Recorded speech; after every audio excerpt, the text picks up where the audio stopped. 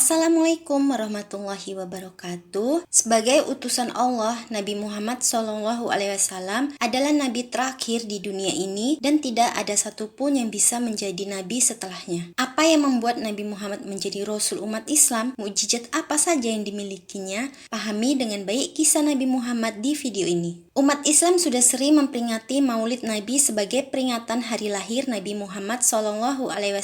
Bagaimana kisah perjalanan hidupnya sampai wafat banyak memberikan pelajaran meskipun tidak selalu mudah dan bahagia. Rasulullah tetap mendapatkan tantangan dan cobaan dari Allah Subhanahu wa Ta'ala. Nabi Muhammad SAW lahir di kota Makkah pada 12 Rabiul Awal 571 Masehi. Tahun kelahirannya sering disebut sebagai tahun gajah. Disebut tahun gajah lantaran menjelang kelahiran Nabi, ada peristiwa penyerbuan pasukan Raja Abraha yang menggunakan gajah ingin menghancurkan Ka'bah. Peristiwa penyerbuan Ka'bah itu terjadi pada 12 Muharram 571 Masehi. Peristiwa kelahiran Nabi Muhammad SAW diiringi dengan peristiwa-peristiwa yang luar biasa. Di antaranya adalah padamnya api sesembahan orang-orang Majusi. Api tersebut padam setelah ratusan tahun menyala tanpa pernah padam. Saat kelahiran Nabi, istana Kisra yang berdiri mewah tiba-tiba terguncang. Kerajaan yang kerap bertindak zolim itu hancur. Sebanyak 14 bangunan istana roboh. Kelahiran Nabi itu seakan memberikan peringatan akan datangnya kehancuran bagi kebatilan. Di sisi lain, kelahiran Nabi adalah kabar gembira bagi penyeru kebaikan. Kota Mekah yang sebelumnya kering kerontang menjelang kelahiran Nabi menjadi hijau subur. Mekah diguyur hujan lebat, tumbuhan menghijau dan pepohonan menjadi rimbun. Nabi Muhammad terlahir dari pasangan Abdullah bin Abdul Muthalib, seorang saudagar yang sering bepergian ke negeri Syam, dan Aminah bin Wahab. Abdullah, ayah dari Rasulullah SAW, merupakan anak dari pemimpin suku Quraisy dan sangat dihormati di kalangan warga. Sementara Aminah merupakan pemimpin dari Bani Zuhrah. Ia adalah sosok wanita paling mulia dalam hal keturunan dan kedudukannya di kalangan suku Quraisy. Namun Abdullah meninggal dunia saat Aminah mengandung Nabi Muhammad yang saat itu baru berusia 2 bulan. Sehingga Nabi Muhammad terlahir sebagai seorang anak tanpa didampingi oleh ayahnya. Kakek Rasulullah SAW kemudian menyerahkan bayi Muhammad kepada salah seorang ibu susuan dari Bani Sa'ad bin Bakar. Ibu susuannya bernama Halimah binti Abi Zu'aib. Sebelum Halimah menjadi ibu susu yang terpilih, diceritakan bahwa saat itu Halimah dan rombongan pergi ke Mekah. Di sana, mereka kemudian ditawari untuk menyusui bayi Muhammad. Namun rombongan Halimah menolak tawaran tersebut. Mereka beralasan bahwa Muhammad saat itu adalah seorang anak yatim, sementara mereka membutuhkan imbalan dari ayah sang bayi. Di tengah-tengah kelompok yang menolak, hanya Halimah yang bersedia dan bersikeras untuk menyusui bayi Muhammad, hingga ia dan suaminya berhasil membawa sang bayi pulang. Namun Muhammad pun saat itu tinggal bersama ibu susunya di dusun Bani Sa'ad selama 4 tahun. Perlu diketahui bahwa zaman dulu masyarakat Arab memiliki kebiasaan menyusukan anak-anak mereka kepada perempuan desa. Hal ini bertujuan agar anak-anaknya tumbuh di lingkungan pedesaan yang udaranya masih bersih dan berada di lingkungan dengan bahasa Arab yang fasih. Muhammad kecil saat berusia 5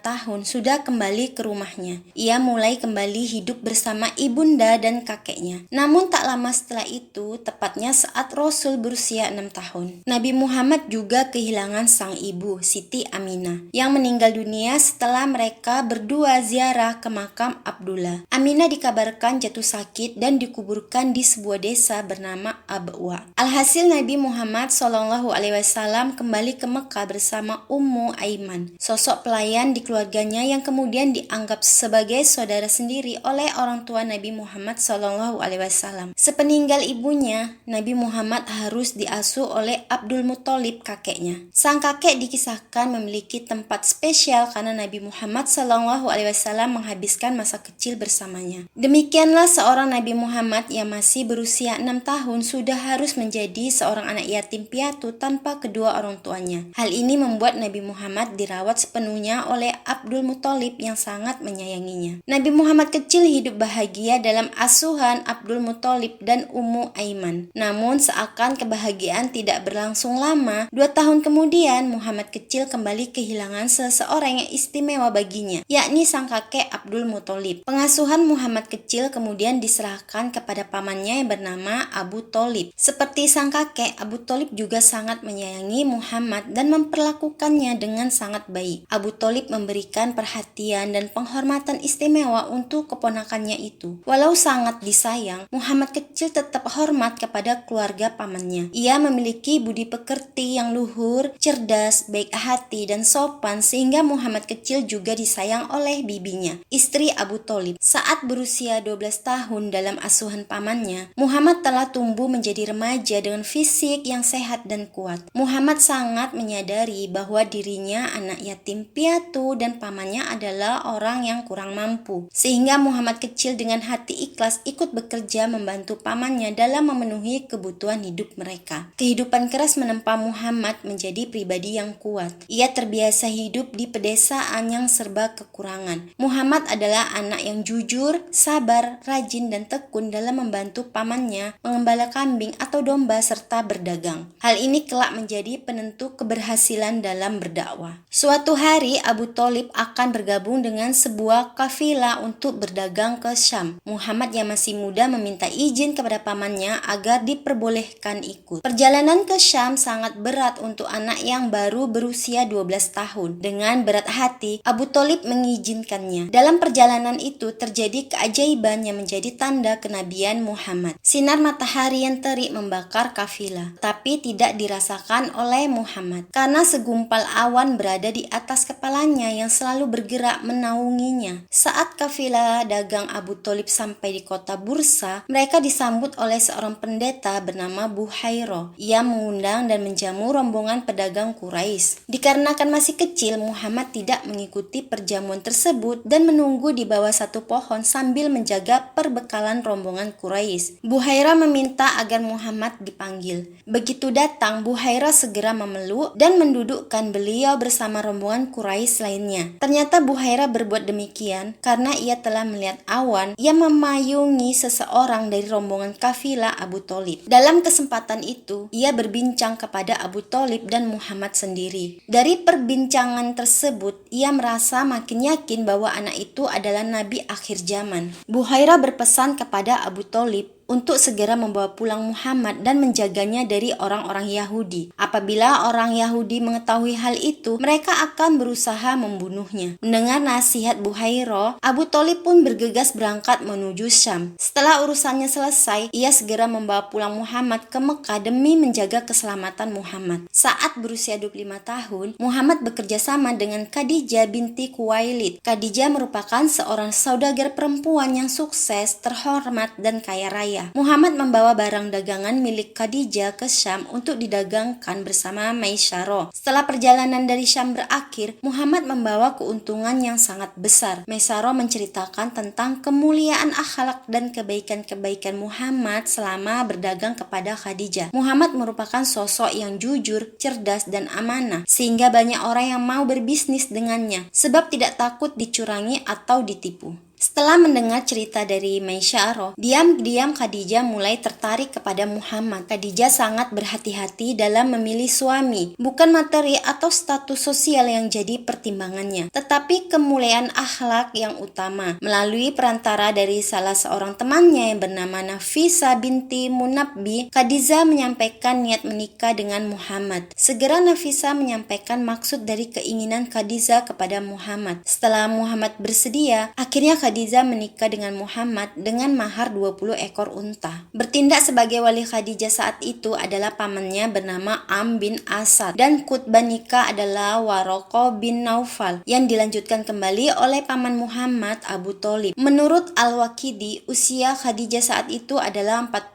tahun dan Muhammad berusia 25 tahun. Selama menikah dengan Khadijah, Allah telah mengaruniakan mereka 6 anak kepada mereka berdua. Khadijah telah melahirkan memberikan 2 anak laki-laki dan 4 anak perempuan. Mereka bernama Al-Qasim, Abdullah, Zainab, Ruqayyah, Ummu Kulsum, dan Fatimah. Saat Nabi berusia 35 tahun, terjadi perombakan Ka'bah oleh para pemuka Quraisy. Mereka membangun kembali Ka'bah yang roboh karena banjir bandang yang meluap hingga ke Baitullah. Saat itu Ka'bah masih menjadi tempat untuk menyembah berhala. Meski demikian, para pemuka Quraisy hanya menerima harta yang baik untuk pembangunan. Mereka tidak mau menerima barang dari hasil zina, riba, harta rampasan, dan hasil pekerjaan lainnya, karena mereka meyakini kesucian Ka'bah. Setelah pembangunan Ka'bah sudah selesai, terjadi perselisihan antar pemuka kaum Quraisy dalam hal siapa yang paling pantas untuk meletakkan Hajar Aswad pada tempatnya. Perselisihan itu berlanjut selama 4 atau 5 hari. Akhirnya Abu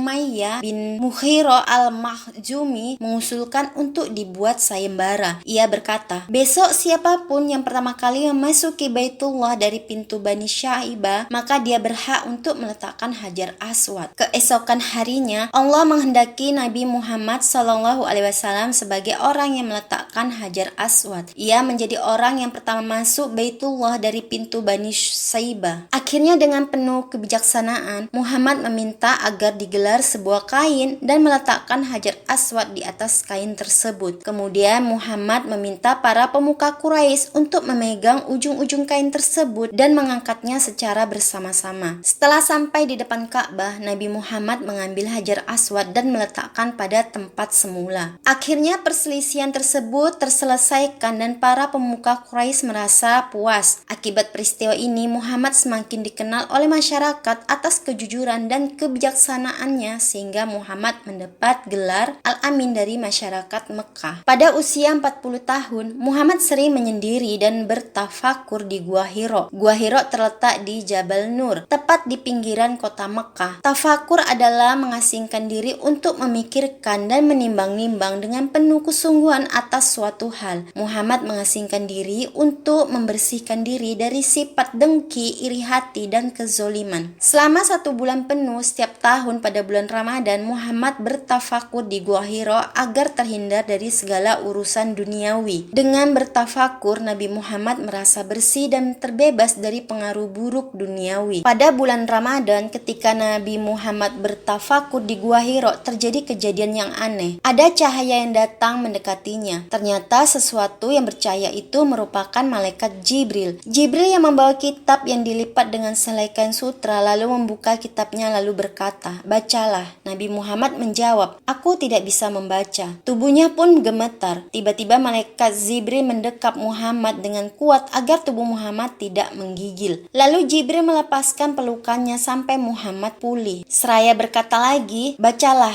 Muhammad menjawab lagi, "Aku tidak bisa membaca." Tubuh Muhammad kembali gemetar, lemas, dan bercucuran keringat. Malaikat Jibril memeluk Muhammad sampai pulih. Untuk ketiga kalinya Jibril berkata, "Bacalah." Muhammad menjawab, "Aku tidak bisa membaca." Jibril kembali memeluk Muhammad dan menyelimutinya. Setelah Muhammad pulih, Jibril melepaskan pelukannya. Malaikat Jibril lalu membacakan surat Al-Alaq ayat 1-5. Tubuh Muhammad gemetar mendengar bacaan malaikat Jibril sambil bersusah payah untuk mengulang bacaan dan mengingatnya. Lalu Jibril meninggalkan Muhammad. Kemudian beliau pulang menemui Khadijah seraya berkata, "Selimuti aku, selimuti aku." Khadijah pun menyelimuti tubuh Muhammad yang menggigil. Kemudian Muhammad menceritakan yang dia alami tadi di Gua Hiro kepada Khadijah. Setelah Khadijah mendengar cerita tersebut, ia membawa Muhammad menemui Waraqah bin Naufal, sepupu yang sudah tua dan tunanetra. Waraqah adalah penganut Nasrani yang taat. Dia juga menulis beberapa isi Injil dalam bahasa Ibrani. Muhammad menceritakan kejadian yang ia alami di Gua Hiro kepada Waraqah. Waraqah percaya bahwa yang menemui Muhammad ialah malaikat Jibril, sebagaimana ia datang kepada Nabi Musa. Dan Waraqah berkata bahwa kaum Muhammad akan memusuhinya, melawannya, dan mengusirnya. "Benarkah mereka akan mengusirku?" tanya Muhammad. Waraqah pun menjawab, "Benar, tidak seorang pun membawa seperti yang kau bawa, melainkan akan dimusuhi. Andaikan aku masih hidup saat itu, aku akan membantumu dengan penuh kesungguhan." Perjalanan dakwah Nabi Muhammad SAW tentu jauh jauh dari kata mulus. Banyak rintangan dan cobaan yang dilalui Rasulullah selama berdakwah. Bahkan penolakan berupa hinaan dan celaan dari kafir Quraisy kerap beliau dapatkan. Rasulullah berdakwah selama 23 tahun sampai akhir hayatnya. Dari 23 tahun masa kerasulannya, 13 tahun dihabiskan Rasulullah dengan berdakwah di kota kelahirannya di Mekkah. Sedangkan 10 tahun sisanya dihabiskan dengan berdakwah di kota Madinah. Dalam 3 tahun awal masa dakwahnya di Mekkah, Rasulullah berdakwah dengan cara sembunyi-sembunyi. Ia mendakwai beberapa orang terdekatnya yang diyakini bisa merahasiakan pesan yang dibawanya. Nabi Muhammad kemudian melakukan dakwahnya secara terang-terangan. Beliau memulai dakwahnya dari Bani Hashim, keluarga terdekatnya. Namun hanya Ali bin Abi Thalib saja yang mau masuk Islam dan pamannya Abu Thalib bersedia membelanya walaupun ia belum mau mengucapkan syahadat. Banyak kafir Quraisy yang menentang ajaran Nabi Muhammad SAW, termasuk paman Nabi sendiri yaitu Abu Lahab. Mereka melakukan segala cara untuk menolak ajaran yang dibawa Rasulullah. Bahkan mereka berencana untuk membunuh Nabi Muhammad SAW hingga akhirnya turun perintah Allah untuk hijrah ke negeri Habasyah, di mana ada raja yang adil di sana. Raja itu disebut-sebut tidak akan membiarkan rakyatnya ditindas dan dianiaya. Namun kemudian turun lagi perintah dari Allah untuk hijrah ke kota Madinah. Kemudian Rasulullah beserta para sahabatnya hijrah ke Madinah dan membangun Masjid Quba. Masjid ini dijadikan sebagai tempat sholat dan tempat menyusun tugas-tugas dakwah. Pembangunan Masjid Quba berjalan dengan lancar dan Nabi Muhammad pun turut mengulurkan tangan dalam menyelesaikan pembangunannya. Mukjizat yang luar biasa Nabi Muhammad dari Allah. Allah memberikan kemampuan yang begitu luar biasa dan sama halnya seperti Nabi Musa, Isa, dan Sulaiman. Mukjizat akan mendukung kebenaran kenabian untuk para nabi dan rasulnya. Yang pertama, air susu yang melimpah. Mukjizat pertama kali sudah ada ketika kelahiran Nabi Muhammad. Halimah yang memiliki tubuh kurus kering mencoba menyusui bayi Muhammad dan terlihat air susu mengalir dengan deras. Padahal sebelumnya hal ini tidak pernah terjadi pada anak kandungnya, bahkan merasa sering kurang. Bersamaan dengan keanehan yang dialami oleh Halimah, suaminya pun menjadi merasa heran. Pasalnya unta betina tua miliknya tiba-tiba menghasilkan air susu begitu melimpah. Keduanya pun bisa meminumnya dengan sangat puas, bahkan dapat memenuhi kebutuhan untuk sehari-hari. Mukjizat yang kedua adalah pembelahan dada. Muhammad yang sedang menggembala bersama saudaranya, tiba-tiba datanglah dua orang laki-laki berpakaian serba putih. Keduanya langsung membelah dadanya dan langsung mengambil benda hitam di dalamnya. Nabi sebenarnya tidak tahu apa tujuannya, begitupun dengan Halimah dan suaminya. Mukjizat yang ketiga adalah membelah bulan. Kisah mukjizat oleh Nabi Muhammad ini terjadi saat kaum kafir menentangnya untuk membuktikan kenabiannya. Rasulullah akhirnya menunjukkannya dengan membelah bulan atas kebesaran Allah. Kalangan Quraisy tentu terkejut pada apa yang bisa Muhammad lakukan. Membelah bulan ini tentu hanya salah satu dari banyaknya mukjizat dari Nabi Muhammad atas kebesaran Allah. Mukjizat yang selanjutnya yaitu Isra Mi'raj. Isra Mi'raj menjadi momen yang penting dalam sejarah umat Islam lantaran Rasulullah menerima perintah melakukan sholat 5 waktu. Isra artinya perjalanan di malam hari, sementara Mi'raj berarti tangga. Hal ini merujuk ke kisah Nabi Muhammad dari bumi menuju ke langit sampai Sidratul Muntaha. Isra Mi'raj bermula ketika Jibril mendatangkan buraq sebagai kendaraan Nabi yang super cepat berupa hewan putih dengan 2 sayap di antara kakinya. Rasulullah lalu menaikinya dari Masjidil Haram ke Baitul Maqdis. Kisah ini memiliki banyak pertemuan antara Muhammad dengan Nabi sebelumnya. Mukjizat selanjutnya yaitu kitab suci Al-Quran. Mukjizat ini menjadi paling utama bagi Muhammad dari Allah Subhanahu wa Ta'ala. Dalam Al-Quran sendiri sudah menjelaskan bahwa mukjizat dalam bentuk kitab hanya ada pada 4 nabi dan rasul. Keempatnya adalah Musa alaihissalam, Daud alaihissalam, Isa alaihissalam, dan Muhammad SAW. Al-Quran menjadi paling terakhir dan abadi sepanjang masa, sementara sebelumnya tidak berlaku ke masa berikutnya. Detik-detik terakhir Rasulullah SAW, wafatnya Nabi Muhammad yang dikenal juga sebagai wafatnya Rasulullah, terjadi pada tanggal 12 Rabiul Awal tahun 11 Hijriah. Ini adalah peristiwa penting dalam sejarah Islam. Nabi Muhammad mengalami sakit selama beberapa hari sebelum wafatnya. Sakitnya semakin parah pada hari terakhirnya. Pada hari itu, Nabi Muhammad berada di rumah istrinya yaitu Aisyah. Dia meminta izin untuk memindahkan tempat tidurnya ke ruang yang dihubungkan dengan masjid agar dia bisa memberikan pengarahan terakhirnya kepada umat Islam. Pada saat itu Nabi Muhammad berbicara kepada para sahabatnya dan memberikan beberapa nasihat terakhirnya. Nabi Muhammad juga menyatakan bahwa Al-Quran dan Sunnahnya akan menjadi pedoman utama bagi umat Islam setelah dia tiada. Pada saat itu Nabi Muhammad juga mengumumkan bahwa Abu Bakar, salah satu sahabat terdekatnya, akan menjadi pemimpin umat Islam setelah wafatnya. Pengumuman ini dikenal sebagai pemilihan Abu Bakar sebagai khalifah pertama dalam sejarah Islam. Kemudian, keadaan kesehatan Nabi Muhammad semakin memburuk. Nabi Muhammad meninggal dunia di rumah Aisyah pada usia 63 tahun. Wafatnya Nabi Muhammad menyebabkan duka mendalam di kalangan umat Islam. Dan peristiwa ini dikenang setiap tahun sebagai salah satu momen penting dalam sejarah Islam. Setelah wafatnya Nabi Muhammad, umat muslim menghadapi tantangan dalam mempertahankan dan melanjutkan ajaran Islam. Namun Islam terus berkembang dan menjadi salah satu agama terbesar di dunia. Ajaran-ajaran Nabi Muhammad yang terdapat dalam Al-Quran dan hadis-hadis yang diriwayatkan oleh para sahabatnya menjadi sumber utama pegangan bagi umat muslim dalam menjalani kehidupan dan beribadah kepada Allah.